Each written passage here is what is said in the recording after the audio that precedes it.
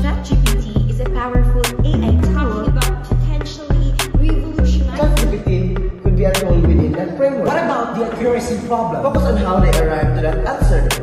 The process. The ChatGPT. Wait a minute. Let's analyze some new words from Trinity AI. Which has welcome to TikTok. I'm James Thomasinu, and with me is Miss Ryan Gina Fair.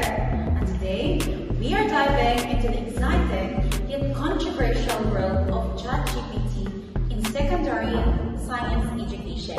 Today we have Mr. Jeboy Apa together with Mr. Rodel Pabe, the two bright PSET science majors ready to share their contrasting views. So Mr. Rodel and Jeboy, welcome. ChatGPT is a powerful AI tool is changing the game. It offers personalized learning experiences, but also raises a huge question about academic honesty and the very nature of learning sciences. Actually, we're talking about potentially revolutionizing how students learn complex concepts like thermodynamics or genetics. But also about the rest of undermining critical thinking and promoting graduate sense. Think about history of educational technology. We've gone from the chalkboards to computers, and each one of its own set of challenges and opportunities. Now, AI is throwing another wrench into the works. According to Jonathan 1991, constructivist learning theorists emphasizing active learning and knowledge construction are challenged by the ease with which ChatGPT can generate answers. You think of this historical perspective? Absolutely. Constructivism emphasizes active learning, but ChatGPT could be a tool within that framework. It can provide personalized scaffolds, helping students build understanding step by step. Like your mother helping you when you step with your child, right? Think of it like you have an advanced tutor. What are the biggest ethical concerns you see with using ChatGPT in learning or in science? Yes, of course. One of the biggest ethical concerns in using ChatGPT in Science class is that, according to GIMS 2023, that plagiarism is a massive one. Imagine that these students struggling a lab report in enzyme kinetics. They could just feed the data into ChatGPT and get a perfectly formatted in a report in a minute. That's just Wait. But we can design assignments to mitigate that. What? Open-ended projects that require original research, analysis, and interpretation of the data are much harder to fabricate with AI. Focus on how they arrive to that answer. The process, not just the final answer itself. Oh, it's easy for you to say. What about the accuracy problem? According to Darwin in 2023, the ChatGPT can hallucinate facts, presenting incorrect or biased information as a true. And now, how do you ensure that the learning of the students learn with falsehoods? No, we teach critical evaluation. Students must need to learn how to evaluate multiple reliable sources, developing their research skills. I think we are in modern world technology right now, and then the technology will evolve, and the liberalization of the globalization is we cannot erase. We need to face the truth. We need to face the changes of this world. And now, tanong ko sa'yo, hindi ka ba gumagamit ng ChatGPT? Dahil sa alam ko ay ang ibig kong sabihin sa mga pinagsasabi ko kanina, hindi ako gumagamit ng ChatGPT. Ang ibig kong sabihin ay kailangan natin pumunta sa iba't ibang mga requirement na kailangan natin gamitin o mga tools na kailangan natin gamitin para mas malaman natin kung yan sinasabi ng ChatGPT mong yan ay tama yan. Di ba? Pero at the ChatGPT, we can use the ChatGPT as a reliable source because if we can instruct the ChatGPT. Wait a minute. Let's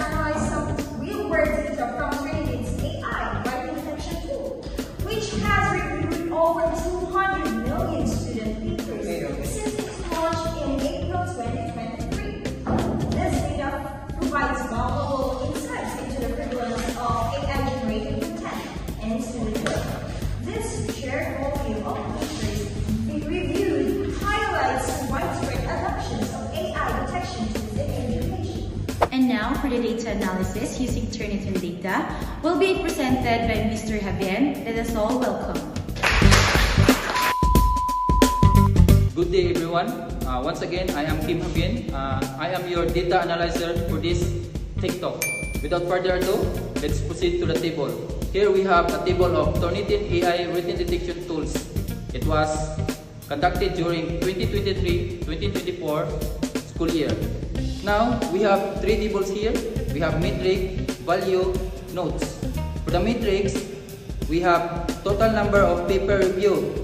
And then for the value, we have 20 million. For the note, since the tools launched in April 2023. Next is, we have paper with greater than or equal 20% of AI generated content. For the value, we have 22 million. For the note, represent 11% of all paper review.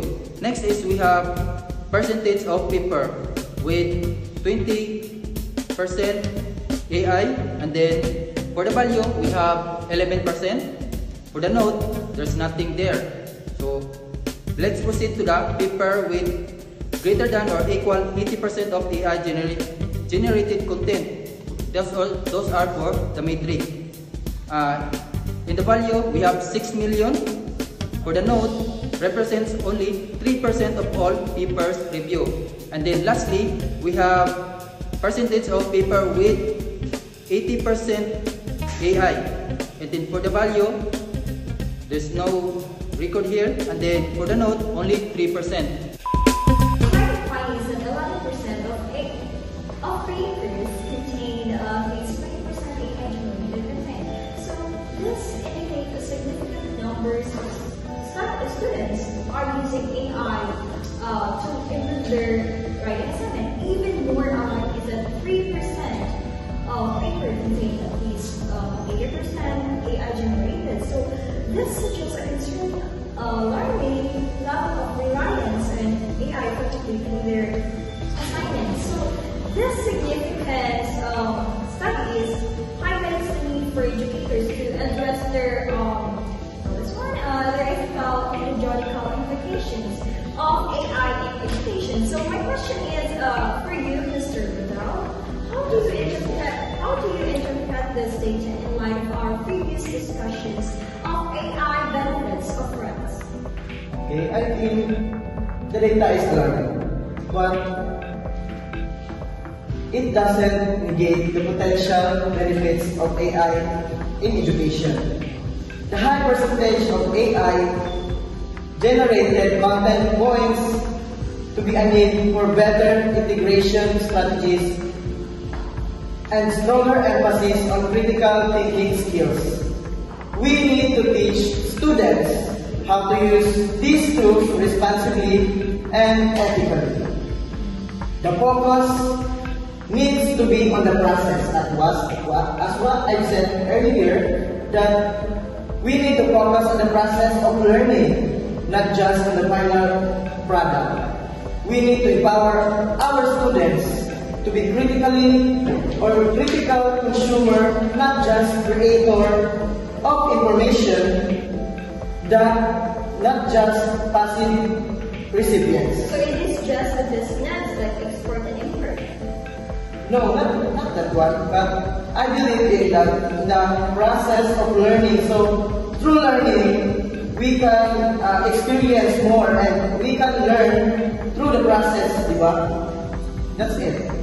So you think the data would present that earlier, which is underscores the region, or let's say the origin need for proactive measures of the AI generated, which is the basis of AI in education, specifically in the science class, which is science education. So I think the high percentage of the AI generated content must be what we call this one. It suggests a potential erosion of the academic integrity of the students. So not just only for the students, but also for the teachers, which is, I think the result is necessities for the a multi-column that is the practice approach of the students involving a clear policies, a clear rules and regulations on how to integrate the AI, which is the artificial intelligence, and also how to improve the detection tools when using the AI. And additionally, I think the comprehensive for the teacher training on using the AI, which is on how to integrate the teacher or the AI, artificial intelligence. So, additionally, moreover, for we need to shift our assessment strategies on what we call this one, to focus a bit more in process of the students. Or let's say it's more focused on theoretical thinking, it's more focused on problem solving and rather than just a product. Okay, so we are talking about AI, so we are adopted by technology, right? Yes, we are. Yes, we But, are. Jem, what concrete steps do you propose to address the issues you raised? I think the concrete step, there's a lot of concrete steps to address these issues, or let's say these issues that we raise. First is we need strict guidelines on using the AI, which is on how to integrate the AI. Next is, as what I mentioned earlier, that to improve the plagiarism tools, which is because some of the students use the AI that they are just copy and paste. So I think their knowledge, or I think that is the one of the issues of the AI. When it comes to the activities, when it comes to the students, and how the connection between the AI and the students. And next is that what we call this one. Most importantly is the teacher training, as what I mentioned, the teacher training for responsible AI integration. So we also need for a new assessment, which is that would be the very important or very significant assessment methods, the strategies, how we're going to teach our students. And nowadays, the students is most focused on the AI. As you focus, as you observe, in our class, in our generation, most of the people or most of the students use the AI. Yes. Adopted. Yes, they are. I think the AI, they make it Easier. Yes. Yeah. Yes. That's Also, AI, ginagawa rin ito yung mga estudyante na tamad Yes. sa inyong studies. Yes, so that's why I agree on teachers training. And absolutely, but I believe in leveraging AI. Potential, because there is a potential for AI, for good. Imagine using it to create interactive simulations, di ba? We can use those simulations for our students to learn, di ba? And to provide immediate feedback when using AI, di ba? Because AI, when you click, there is a provided answer It helps. as fast as ASAP. Yes. Like that. And also, it will help them to work on their let's just say on their assignments and everything. So it seems we have two different approaches, like a complete ban for an AI in schools and complete integrations, like changing how to control it. How to control it, I think I want to encourage the teachers out there that We're talking about an AI, so it's Yes. carefully planned integration. yes, they're very fun integration, and maybe because the teacher, I want to encourage the teacher that maybe more in project-based learning, or let's say maybe more in project-based assessment, to evaluate their understanding, evaluate their learning, not just the memorization. because as we observe, in our class, the students, right now, that they just memorize the content of the topic. Yeah. So the teacher must evaluate their project-based learning. Because if you watch the AI, when we pass about their assignment, they have confidence. They did not see the text on the bottom, and they just copy and paste it. Like, wala na talaga naman, and then the teacher act like, oh, it's different by their performance in actual, right? Yes. So that's why the teacher there is a need for the teacher to guide the students so that the students not just learning, but they are guided by the teachers, di ba? Yes, of course. That's good. So exactly, it's about responsible integrations, robust ethical guidelines, and renewed focus on developing critical thinking, just like we mentioned earlier. So the technology is here, the challenge is to harness its power, while safeguarding the integrity of education and fostering genuine flow of learning. Yeah. So this discussion highlights that ChatGPT and secondary education is a complex issue. So there is no easy answer because each one of us has its own different point of view. Yes. Maybe some to other students it is good, but yeah, kapag sinabi na natin lahat ng bagay naman talaga is may kanya-kanya kayong ideya or opinion. So maybe sa ibang students is Helpful, yes, of course. Specifically in the reliable. Or meron din negative effects. Yes, negative advantage na. Kasi nakakapansin Nagiging tamad na yung mga estudyante. Yes. One of the reasons of the students is using us to make homework, yes, of course, to just they regulate that one thing. Answer na. But dapat balanse talaga. Yung approach bilang ano tawag ito, yung guro mismo yung nagpa-facilitate na dapat balance. Yun. The student must use it but not abuse the AI. So while it was really thought-provoking discussion, wasn't it, Reagan? Yes, absolutely. Mr. Jagoy and Mr. Fabe, you've given us so much to think about.